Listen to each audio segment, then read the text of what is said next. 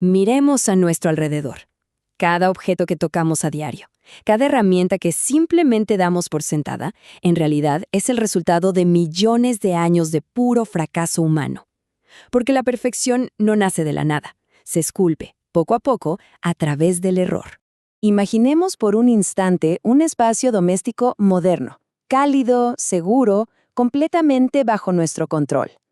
Bueno, ahora borremos esa imagen de la mente.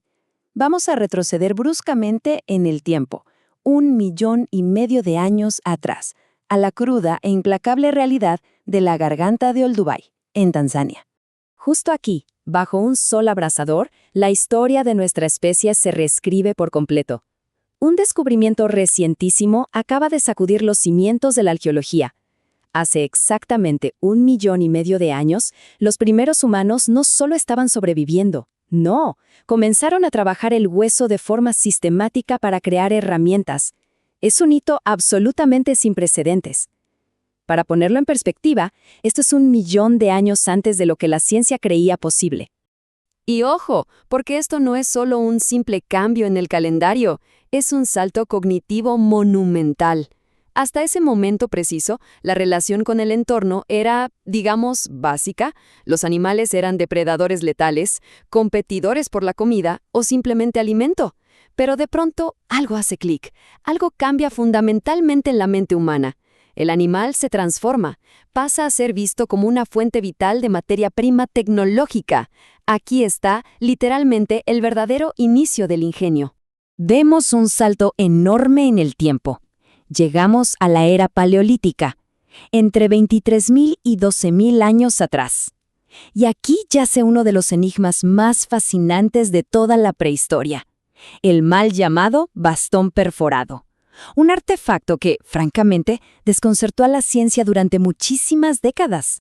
Estos objetos, hechos con asta de ciervo, finamente tallados, perforados, fueron totalmente mal interpretados por los arqueólogos del siglo XX, que pensaban que eran varitas mágicas, símbolos abstractos de poder o de fertilidad.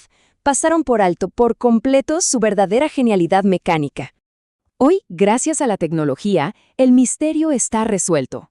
Usando escáneres en 3 dimensiones de alta precisión, la verdad salió a la luz. Nada de magia, era pura ingeniería prehistórica. Los bastones que tenían agujeros perpendiculares actuaban increíblemente como volantes de inercia.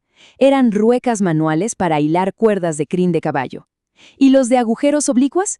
Esos eran complejos frenos de fricción, herramientas diseñadas específicamente para tensar esas mismas cuerdas y detener a enormes animales salvajes que caían en las redes. Una tecnología sublime, nacida del instinto de supervivencia. Avanzamos a la edad de los metales, y la evolución, claro, no se detiene. Las herramientas se vuelven más especializadas. Si miramos grabados del siglo XVI, vemos innovaciones casi desesperadas. Metalúrgicos anclando enormes tijeras directamente en troncos de madera. ¿Por qué harían eso? Porque necesitaban liberar sus manos, así de simple.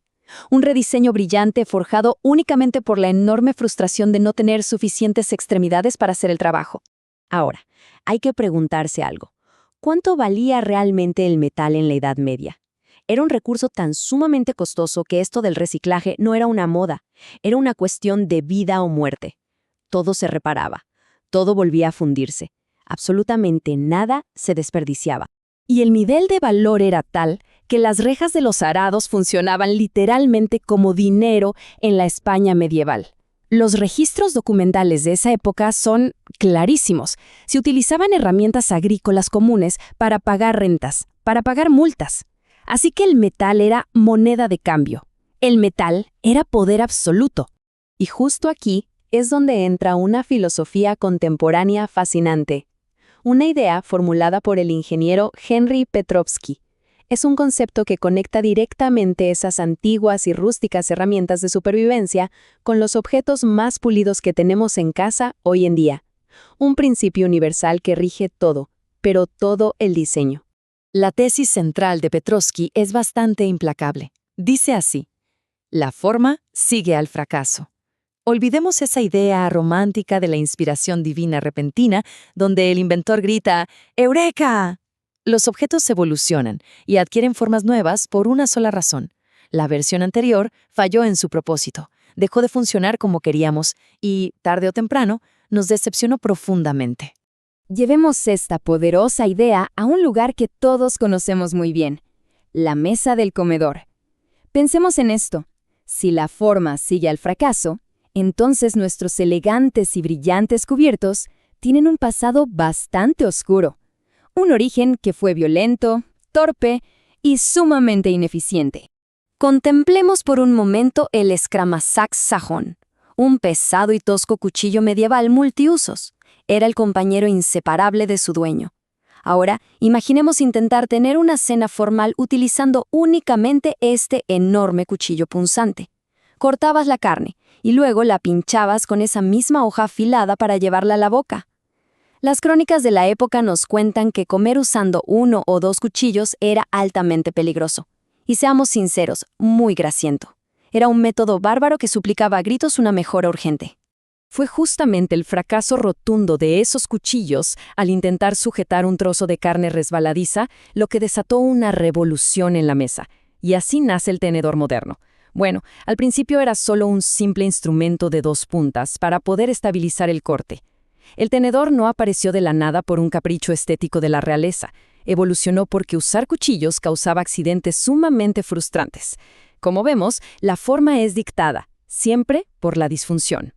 Y este constante e interminable ciclo de dolor y diseño se repite en absolutamente todo lo que tocamos. Pensemos en nuestra propia ropa. Los antiguos pasadores de hueso y los primeros alfileres de metal de los sumerios fracasaron estrepitosamente. Pinchaban la piel sin piedad, perforaban y arruinaban telas carísimas, y lo peor de todo, se soltaban y caían simplemente al caminar. Una verdadera pesadilla mecánica diaria. Luego, con la llegada de la Edad Media y la moda inquebrantable de llevar prendas muy ajustadas, la tensión sobre esos frágiles cierres aumentó de forma drástica. ¿Qué pasó entonces? Esto obligó a inventar ganchos y ojales metálicos mucho más complejos. Pero no fue sino hasta el estallido de la Revolución Industrial que estos pequeños ganchos de alambre lograron estandarizarse para ser producidos en masa. Un problema local y molesto resuelto a escala global gracias al rugido de la maquinaria.